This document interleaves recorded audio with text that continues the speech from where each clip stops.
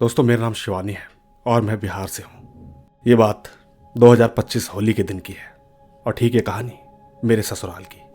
आप लोगों को तो पता ही होगा कि होली के दिन घर के सभी लोग सुबह जल्दी उठ जाते हैं। हालांकि मैं बाकी दिनों में भी प्रेमानंद जी महाराज के कहने के अनुसार 4 बजे उठ जाती हूँ। तो ठीक उस दिन भी मेरे ससुराल की सभी महिलाएं सुबह 3:30 या 4 बजे, मुझे ठीक से तो याद नहीं, लेकिन शायद सब उठ गए थे।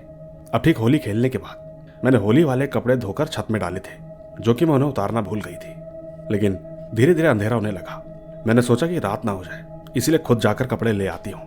और हाँ, उस वक्त मेरी नई नई शादी हुई थी। मैं ज्यादातर छत पर कभी नहीं जाती थी, पर उस दिन मैं कपड़े लेने छत पर गई। एक बात और, हमारा घर 4 मंजिला है। मैं ठीक छत पर कपड़े ले जाने के लिए पहुंची और तो और मैं कपड़े उतारने भी लगी।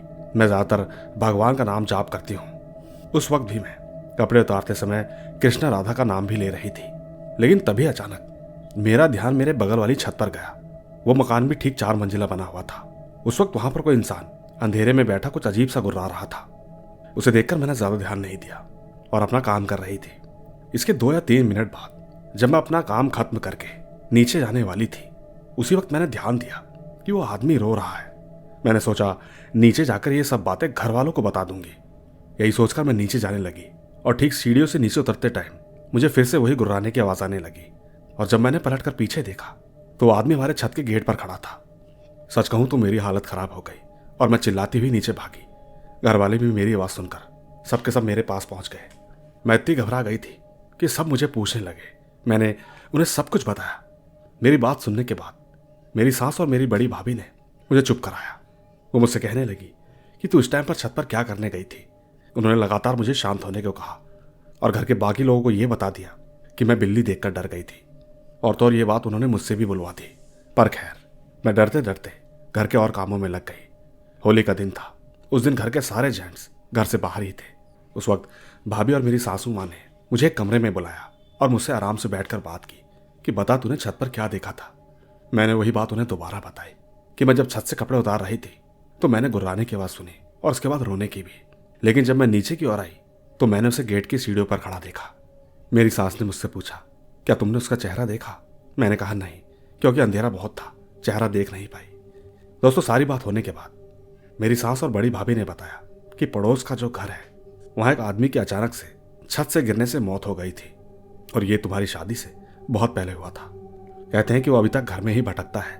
उन्होंने पूजा पाठ भी करवाई, लेकिन फिर भी वो छत पर घूमता हुआ ही दिखता है। बस यही कारण है कि उनकी फैमिली में कोई सूरज डूबने के बाद और सूरज उगने तक उनके घर में कोई छत पर नहीं जाता। और तो और उनके घर से जिनकी भी छत चिपकी हुई है उनमें से भी कोई छत पर नहीं जाता। तुम्हें याद होगा कि मैंने छत पर शाम के वक्त जाने से कई बार मना किया है, लेकिन शायद तुम भूल गई। साथ के साथ उन्होंने एक बात और भी बोली कि मेरी सास नहीं चाहती थी कि घर के मर्दों को यह बात पता चले, क्योंकि एक तो मेरी नई नई शादी हुई थी और वो नहीं चाहते थे कि घर वालों को परेशानी आए। बस इतनी ही थी ये कहानी। तो दोस्तों, सुनिए आपने शिवानी जी की कहानी, जो कि बिहार से आई है। इस कहानी में एक चीज कहूंगा, विश्वास। जैसे शिवानी जी भगवान पर पूरा विश्वास करती हैं और मन से भी मानती हैं, शायद इसीलिए आत्माओं ने भी अपने होने का परिचय अलग ही रूप में दिखाया। बाकी आपको कहानी कैसी लगी नीचे कमेंट जरूर कीजिएगा, क्योंकि मैं ले चलता हूं आपको अगली कहानी की ओर। आइए सुनते हैं। दोस्तों, मेरा नाम आर्यन है और मैं उत्तराखंड के छोटे से गांव का रहने वाला हूं। ये कहानी मेरी खुद की है, जिसमें मैंने अपनी गलती की वजह से अपना सबसे प्यारा इंसान खो दिया। अब ठीक कहानी मैं आपको शुरुआत से बताता हूँ। ये बात 2023 जून की है। मैं 12वीं पास हो चुका था। मेरे बैच में एक लड़की थी, उसका नाम अंकिता था। आपको बताऊं तो जब तक मैं स्कूल में था तब तक मेरे अंदर उसके लिए कोई फीलिंग नहीं थी, इसीलिए मैंने कभी उससे बात करने की कोशिश नहीं करी। लेकिन जैसे जैसे टाइम बीता तो मैंने धीरे धीरे उसको नोटिस करना शुरू किया, क्योंकि हम छोटे गांव में रहते थे तो ज्यादातर लोग दिख ही जाते हैं। अब ठीक लगभग 2024 स्टार्टिंग में मैं उससे नॉर्मली बात करने लगा, लेकिन वो किसी भी सोशल मीडिया पे एक्टिव नहीं थी। मुझे हमेशा उसे आमने सामने से ही मिलना पड़ता था। एक दिन मैंने उससे कहा कि क्या तुम मेरी दोस्त बनना चाहोगे?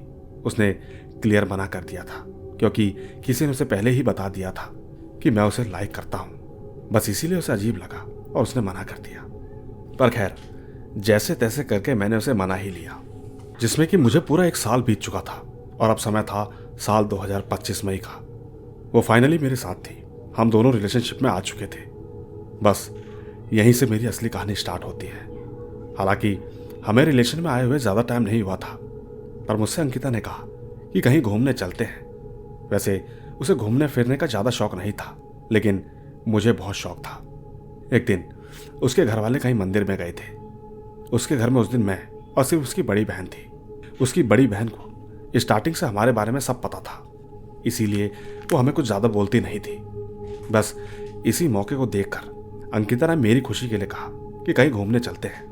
उसकी बात सुनकर मैं एकदम खुश हो गया, क्योंकि ये हमारी पहली डेट थी, क्योंकि हम इससे पहले कभी बाहर घूमने नहीं गए थे। अंकिता ने अपनी दीदी को बताया कि मैं आर्यन के साथ घूमने जा रही हूँ, दिन तक लौट आऊंगी। मेरे पास एक स्कूटी थी। हम सुबह 9 बजे अपने घर से तकरीबन 50 से 60 किलोमीटर दूर आ चुके थे। वहाँ पर एक स्पॉट था जहाँ पर हम इंजॉय कर सकते थे। हमने इंजॉय किया भी। दोस्तों, इन सब चीज़ों में कब समय बीत गया पता ही नहीं चला। थोड़ी देर में अंकिता को उसकी बहन की कॉल आई। वो कहने लगी कि देर बहुत हो चुकी है, माता पिता घर आते ही होंगे, जल्दी घर आ जा। साथियों, उस वक्त दिन के 1:30 बज रहे थे। हम बस वहाँ से हबड़ा तबड़ी में निकले। बस मैंने गलती ये करी कि मैं स्कूटी बहुत तेज चला रहा था। रास्ते में एक रास्ता था जहाँ पर पक्की रोड खत्म होती थी और कच्ची रोड स्टार्ट। अब जैसे ही पक्की रोड खत्म हुई और कच्ची रोड स्टार्ट हुई तो अचानक मेरी स्कूटी का ब्रेक फेल हो गया। मेरी स्कूटी एक बड़ी सी चट्टान पर जाकर टकराई। उस वक्त मैंने हेलमेट पहन रखा था, इसीलिए बस मेरे हाथ पैर छिल गए और तो और हेलमेट भी पूरा टूट चुका था, लेकिन मैं बेहोश था। अब जब मेरी आंखें खुली तो मैं वहीं पास के ही किसी हॉस्पिटल में था, क्योंकि वहाँ के लोकल लोग मुझे हॉस्पिटल ले जा चुके थे, लेकिन मेरे साथ अंकिता नहीं थी। मैंने कई लोगों से पूछा तो कहने लगे कि उधर सिर्फ आप और आपकी स्कूटी ही थी। दोस्तों, मेरा तो दिमाग खराब हो चुका था। मैंने कहा ऐसा हो ही नहीं सकता। अंकिता मेरे पीछे बैठी थी। मैंने तुरंत टाइम देखा तो उस वक्त 4 बज चुके थे और वो जगह जहाँ पर हमारा एक्सीडेंट हुआ था वो वहाँ से ज़्यादा दूर नहीं थी। बस एक बात थी, उस वक्त मैं चलने की हालत में था और तो और मेरी स्कूटी भी चल रही थी, भले ही उसकी हेडलाइट वगैरह सब टूट चुकी थी। अब जब मैं ठीक उस जगह पर पहुंचा तो मैंने दूर से देखा कि वहां पर कई सारी पुलिस की गाड़ियां मौजूद थी। उसी वक्त मेरे कंधे पर किसी ने हाथ रखा। वो और कोई नहीं, अंकिता थी। मैंने उसे देखा तो उस पर एक खरोच का निशान तक नहीं था। उस वक्त एक पल के लिए मैं खुश तो हुआ, लेकिन हैरान भी बहुत हुआ कि ऐसा कैसे हो सकता है। मैंने उससे पूछा तो उसने कहा कि पहले यहां से चलो। वो पुलिस वालों ने मुझे अभी तक बहुत परेशान किया है, लगातार पूछताछ करके, और तो और हमारे पास अब ज़्यादा टाइम नहीं है, जल्दी घर पहुंचना है। दोस्तों, मैंने अपनी स्कूटी उठाई और घर की ओर चल दी है। मैंने स्कूटी चलाते हुए रास्ते में उससे कहा कि जो लोग हॉस्पिटल लेके गए थे वो कह रहे थे कि तुम वहां पर नहीं थी। अंकिता ने मुझसे कहा कि मैं बेहोश हो गया था, इसलिए वो पानी ढूंढने गई थी और जब तक मैं वापस आई तो वो तुम्हें ले जा चुके थे। उस वक्त बस वहां पर पुलिस थी जो मुझसे पूछताछ कर रही थी। अब साथियों, घर आते आते लगभग शाम के 7 बज चुके थे और अंधेरा भी बहुत हो चुका था। मेरे फोन पर अंकिता की दीदी लगातार कॉल कर रही थी, लेकिन अंकिता मुझे उठाने से मना कर रही थी। मैं ठीक उसके घर की तरफ जा ही रहा था, लेकिन उसने छोड़ने से मना किया। उसने कहा कि यहाँ से मैं पैदल चली जाऊंगी। दोस्तों, मैंने उसे बहुत मनाया, लेकिन वो नहीं मानी, बस बातें घुमाती रही। ऐसा लग रहा था मानो कि जैसे उसे घर जाने का मन ही नहीं है। उस वक्त वो मतलब बहुत प्यारी प्यारी बातें कर रही थी। ऐसा लग रहा था जैसे कि वो अब के बाद मुझे कभी नहीं मिलेगी। क्या करता, मैंने उसे वहीं पर छोड़ दिया और अपने घर चला गया।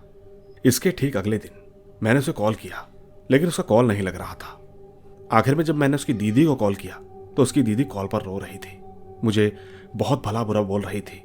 मुझे लगा शायद हम लेट आए थे, इसीलिए दीदी गुस्सा कर रही है। पर एक बार को मैंने ये भी सोचा कि गुस्सा तो ठीक है, लेकिन वो रो क्यों रही है। मैंने दीदी से कहा, सॉरी दीदी, आगे से ऐसा नहीं होगा। दीदी ने मुझे तुरंत कहा, आगे से ऐसा कैसे करोगे जब वो इस दुनिया में ही नहीं रही। दोस्तों, ये बात सुनने के बाद मेरे पांव तले जमीन खिसक गई। मैंने कहा, ऐसा कैसे हो सकता है। मैं खुद उसे स्कूटी में बिठाकर घर लाया, रास्ते में बातचीत भी की, ऐसा हो ही नहीं सकता। मैं तुरंत उठा और फटाफट अंकिता के घर गया। देखा उसका अंतिम संस्कार हो चुका था। मैं बाहर से ही वापस चला गया। 1-2 दिन बाद मैंने फिर दीदी को कॉल किया। तब उसकी दीदी ने बताया कि एक्सीडेंट के समय वो पहाड़ से नीचे गिर चुकी थी। ऑन द स्पॉट उसकी डेथ हो चुकी थी। गांव वालों को रोड पर से मैं पड़ा हुआ दिखा।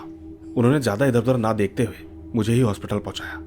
और ठीक जब माता पिता घर आए तो वो भी बहुत परेशान हो चुके थे, क्योंकि हम दोनों ही फोन नहीं उठा रहे थे। इसके बाद उन्होंने पुलिस कंप्लेंट कर दी अंकिता की दीदी को पता था कि हम कहाँ गए हैं। पुलिस जब हमें ढूंढने गई तो तब तक वहाँ के लोकल ने अंकिता को ढूंढ निकाला था। वो उसी वक्त मर चुकी थी।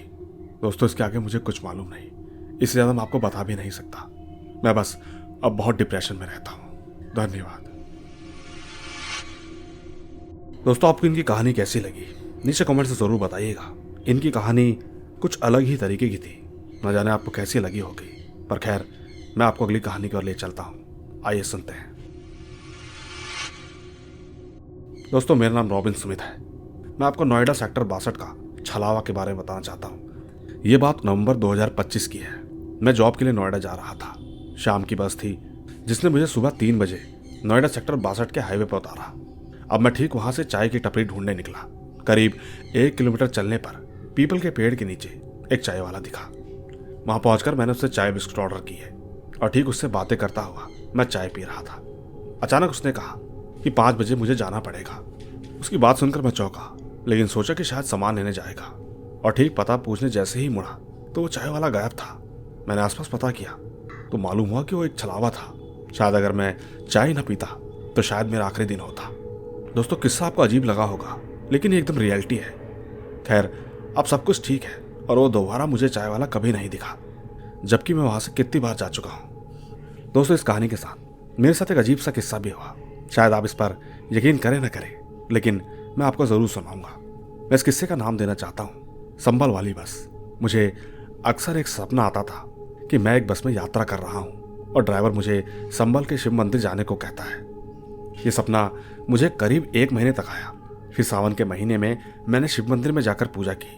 उसके बाद वो सपना मुझे कभी नहीं आया, लेकिन किसी तरह मुझे पता चला कि जो ड्राइवर और बस मेरे सपने में लगातार आ रही थी, उस बस को और ड्राइवर, उन सभी को संभल में शिव मंदिर के पास जलाया गया था, जिस समय दंगे हुए थे। दोस्तों, मैं आज भी प्रार्थना करता हूँ कि शिव जी उस ड्राइवर की आत्मा को शांति दे, जिसकी वजह से मुझमें भक्ति जागी। बाकी मैं महेश सर की कहानियां और आवाज दोनों का फैन हूँ। बस इसीलिए सोचा कि कुछ अपनी आप बीती भी शेयर करूं। धन्यवाद। तो दोस्तों, ये था रॉबिन जी का किस्सा। ये किस्सा आपको कैसा लगा कमेंट्स में जरूर लिखेगा, क्योंकि ले चलता हूं आपको अगली कहानी की ओर। आइए सुनते हैं। नमस्कार दोस्तों, मैं हिमाचल के छोटे से गांव से हूं जो कि ऊना साइड पड़ता है, और ये कहानी मेरे घर के सदस्य की है। दोस्तों, मैं इस दशक में चाहता हूं कि मेरी ये जो कहानी है हर किसी तक पहुंचे, ताकि लोगों को हमारी आप बीती से बड़ी सीख मिल सके। आखिरकार जो लोग बुरी आत्मा के साथ चैलेंज करते हैं या हल्के में लेते हैं, ये स्टोरी उनके लिए है। अब ठीक काफी समय पहले की बात है। ये बात मेरे चाचा ने बताई थी, तो मैंने सोचा कि क्यों ना मैं अपने जरिए सब तक इस कहानी को पहुंचा सकूं।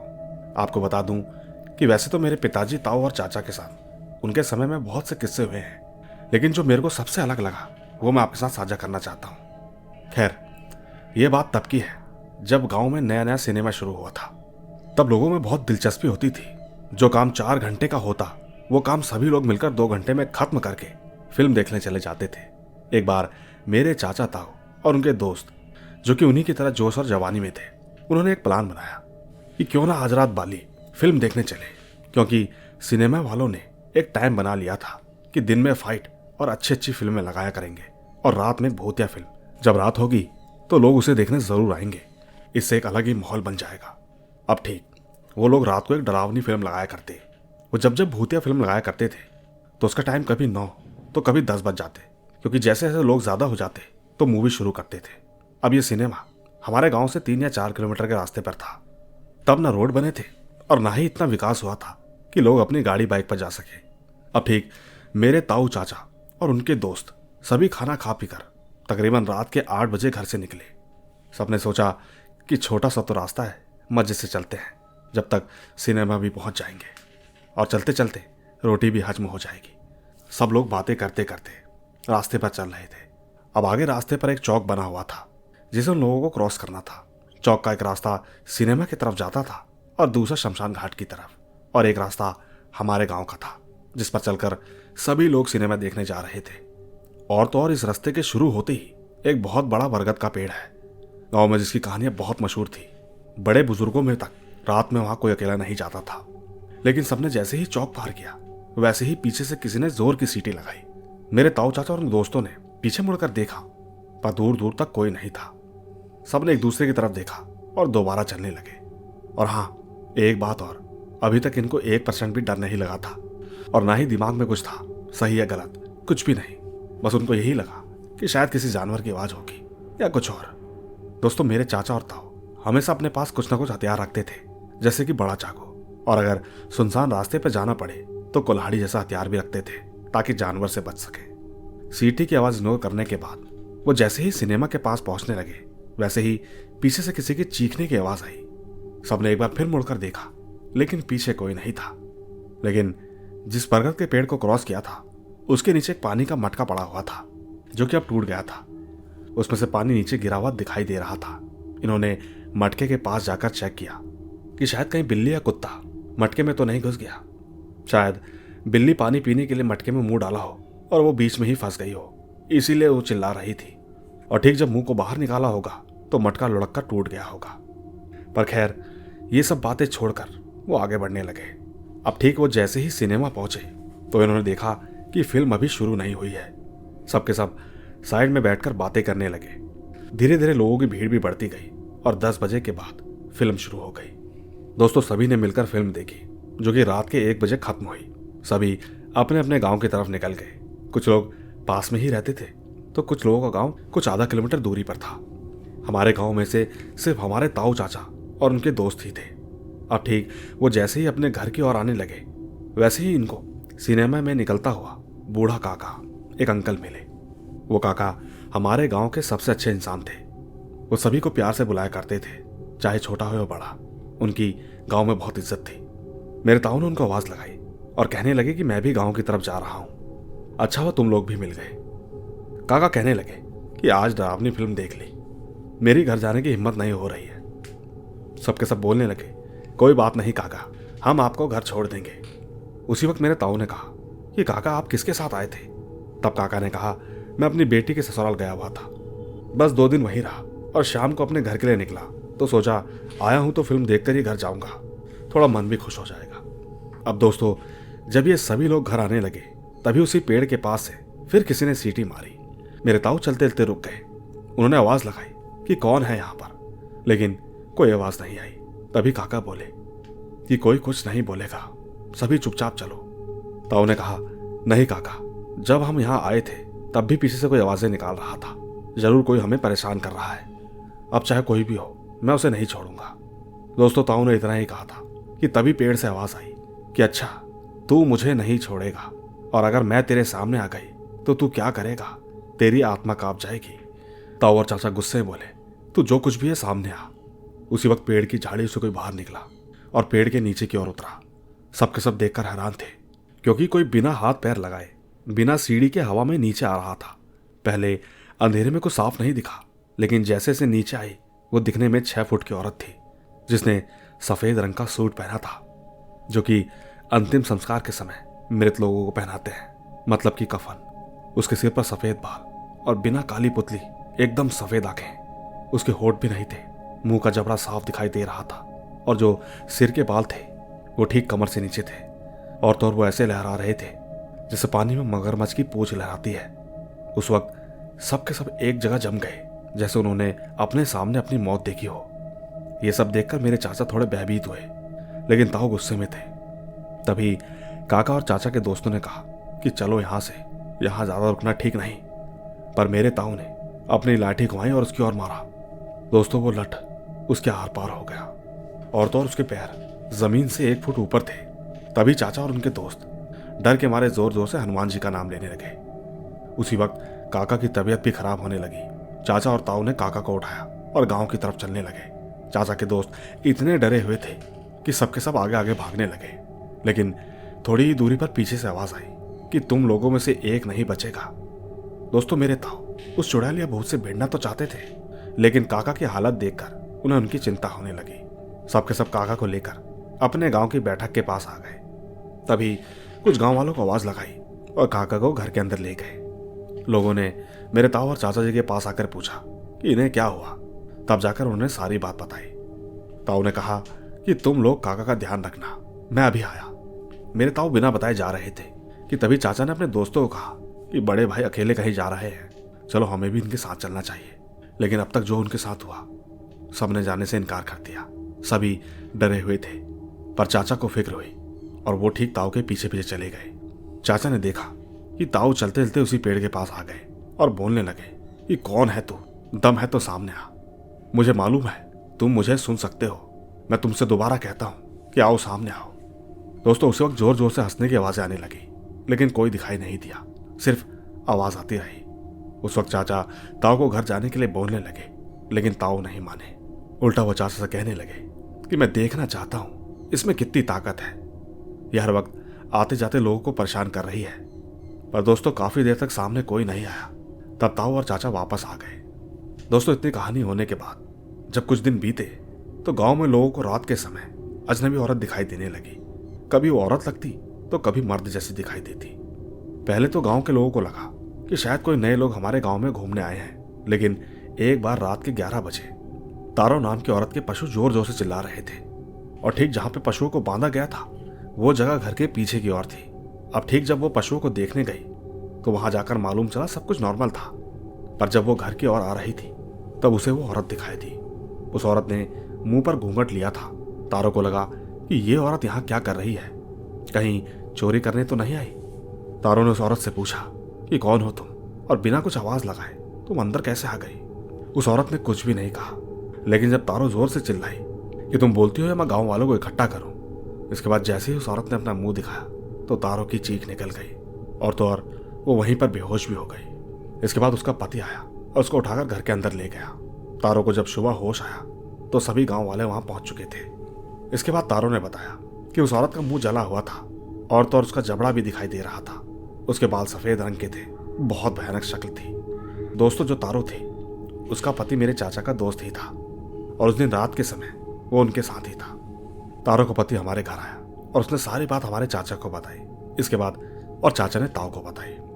वो सब समझ चुके थे कि कुछ न कुछ परले आ गई है। इसके बाद वो लोगों को कभी औरत तो कभी मर्द के रूप में दिखना शुरू हो गई। गांव में एक अजीब सा डर फैल गया। कुछ लोग कहते कि वो औरत है तो कुछ कहते कि मर्द, परंतु गांव वाले समझ नहीं पा रहे थे कि वो है क्या। और जो तारू थी वो भी रात में कुछ न कुछ बोलने लगी। कभी बोलती मैं नहीं जाऊंगी तो कभी कहती कि मेरे पास कुछ ही दिन है।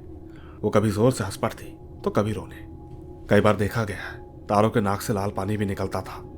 तारो जो इतना काम करती थी अब पूरे दिन सोई रहती और ठीक रात होते ही फिर वही सब हरकतें करने लग जाती। तारो का पति अब समझ गया था कि अगर अब कुछ नहीं किया तो तारो हाथ से निकल जाएगी। उसने मेरे चाचा को कहा कि कोई तांत्रिक या पंडित का इंतजाम करो। ताऊ और चाचा ने हाँ में सर हिलाया। वहीं शमशान के पास एक तांत्रिक के पास पहुंचे। वहां जाकर उन्होंने सारी बात बताई। अब ठीक वो सब तांत्रिक को लेकर तारो के घर ले आए। अब ठीक जैसे ही तांत्रिक घर के अंदर आने लगा वैसे ही उसे खिड़की का जो पर्दा था उसके पीछे कुछ दिखाई दिया, जिसकी सफेद आंखें थी, जो कि बहुत भयानक था। तांत्रिक जैसे ही तारो के पास गया तो तारो अजीब सी हरकतें करने लगी। वो तांत्रिक को देखकर हल्की सी मुस्कान देकर बेड पर पड़े पड़े अंगड़ाई लेने लगी। तांत्रिक ने तारो से बोला, प्यास लगी है, तुम्हें एक गिलास पानी पिला दूं?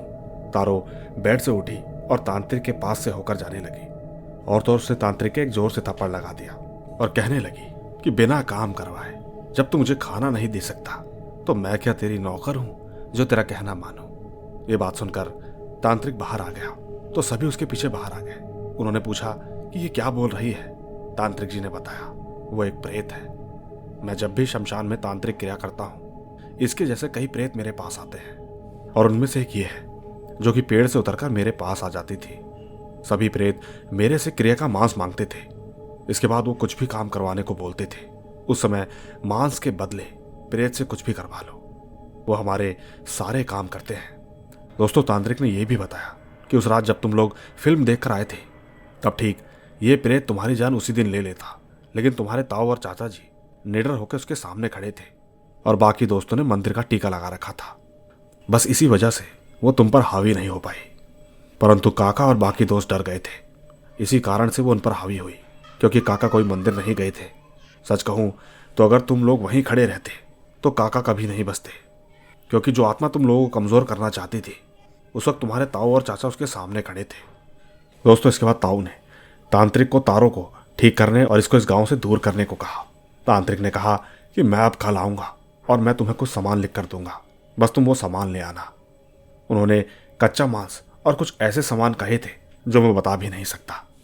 खैर, दूसरे दिन क्रिया शुरू हुई और तारों को सामने बिठाकर उस पर मंत्र बोले। तारों की तबीयत अचानक से खराब होने लगी, लेकिन कुछ समय बाद वो एकदम से बेहोश हो गई। तारों को अंदर कमरे में ले जाया गया और तांत्रिक ने बताया कि ये जो प्रेत है ये बहुत चालाक प्रेत है। ये अभी तो भाग गया है, लेकिन जिस भी कमजोर दिल वाले इंसान को दिखेगा उसको ये अपने साथ ही ले जाएगा। खास करके बच्चों को उस पेड़ पर न जाने दे, और अब से लेकर तब तक अमावस्या के दिन तक आपको चौकन्ना रहना होगा। उसके बाद मैं अपनी क्रिया से इस प्रेत को नष्ट कर दूंगा। और साथ ही कमजोर दिल वाले लोगों को 9 बजे बाहर निकलना बंद करवा दिया। दोपहर में अगर किसी को काम होता तो 3-4 लोग साथ में ही जाते। अब इसके बाद लोगों को तो कुछ नहीं हुआ, लेकिन गांव के जानवर धीरे धीरे मरना शुरू हो गए। कभी किसी का कुत्ता मर जाता तो कभी किसी की गाय। ऐसे ही एक दिन अमावस्या का दिन आ गया। गांव के सभी लोग शमशान पहुंचे। तांत्रिक ने क्रिया का सामान रखा हुआ था। शाम तक सब कुछ ठीक चला। उसके बाद रात आई। तब तांत्रिक ने कहा, जो कोई भी डरता है वो अभी यहाँ से चला जाए, क्योंकि अब सिर्फ वही प्रेत यहाँ नहीं आएगा। यहाँ जो भी आत्मा भटकती होगी सब आ जाएगी। खैर, क्रिया शुरू हुई। देखते देखते सभी आत्माएं भी आई और अपना अपना परिचय देकर जाती रही, लेकिन वो आत्मा अभी तक नहीं आई। तभी तांत्रिक ने एक बड़ा सा गोला भी बनाया हुआ था। वो ठीक उसी गोले पर बैठकर मंत्र पढ़ने लगे। तभी वही प्रेत आया जो पहले आत्मा आई थी, लेकिन वो सिर्फ तांत्रिक को दिखी। तांत्रिक ने मंत्र पढ़े और उसको अपने वश में करने की कोशिश की, लेकिन वो वश में नहीं हो रही थी। तब प्रेत ने मेरे ताऊ की तरफ हाथ करके कहा, मुझे इसका कलेजा खाना है, तभी मैं यहाँ से जाऊंगा। इसने मुझे बहुत परेशान किया, यहाँ तक मेरे ऊपर हमला भी किया। उसके तक कहते ही तांत्रिक ने जल्दी जल्दी मंत्र पढ़ना शुरू किए। अग्नि की लपेट तेज होने लगी। प्रेत कहराने लगा और तांत्रिक को लगातार रुकने को बोलने लगा। उसने कहा, ठीक है, मैं चला जाऊंगा। मुझे इस आदमी का कलेजा तो नहीं मिला, लेकिन मुझे इसकी खून की 2 बूंद पिला दो, तभी मेरे दिल को तसल्ली मिलेगी। दोस्तों, उसने शर्त रखी कि वो फिर कभी इस गांव की तरफ रुख नहीं करेगा, लेकिन तांत्रिक ने मना किया। पर ताऊ ने कहा, कोई बात नहीं, मैं 2 बूंद खून दूंगा, पर इसे इलाके को छोड़ने दो, इसे यहाँ से बहुत दूर चले जाने दो। लेकिन तांत्रिक ने दोबारा मना किया और कहा, मेरे पास इसको भेजने के और भी इलाज है, तुम सब्र रखो। लेकिन ताऊ मना करते हुए बोलने लगे कि जब वो मेरे खून से जा सकता है तो आप इतना कष्ट ना करें। ताऊ ने तुरंत एक कांटा अपनी उंगली में चुभा दिया, जिससे बूंद बूंद निकलने लगी। और ठीक जैसे ही ताऊ घेरे से बाहर निकले तो प्रेत ताऊ का हाथ पकड़कर सीधा झाड़ियों में ले गया। ये देखकर सबके सब डर गए। तांत्रिक ने सबको घेरे से बाहर आने से मना कर दिया, लेकिन जब तक तांत्रिक वहां पहुंचा तब तक ताऊ की जान जा चुकी थी और वो प्रेत भी। दोस्तों, इसके बाद सारी क्रिया खत्म हुई और मेरी ताऊ की बॉडी को लेकर गांव में आ गए। घर वालों का रो रो कर बुरा हाल था। ताऊ की मौत के बाद से पूरा गांव सदमे में था। आखिरकार उनका अंतिम संस्कार किया गया। बस आखिर में आपको इतना ही कहना चाहूंगा कि गांव वालों का ताऊ से इतना प्यार था कि वो आज भी गांव वालों की मदद करते हैं। बस इतनी ही थी ये कहानी। तो दोस्तों, यही थी हमारी आज की कहानियां। मुझे उम्मीद है आपको सबसे आखिरी वाली कहानी बेहद पसंद आई होगी, क्योंकि इस कहानी में बहुत कुछ मोड़ थे और कई जगह सस्पेंस भी। तो फिलहाल तो मैं अभी चलता हूँ, लेकिन मैं जल्द मिलता रहूंगा आपसे इसी तरह की कुछ नई कहानियों के साथ। बस तब तक आप अपने अपने परिवार का ख्याल रखें। जय हिंद, जय भारत।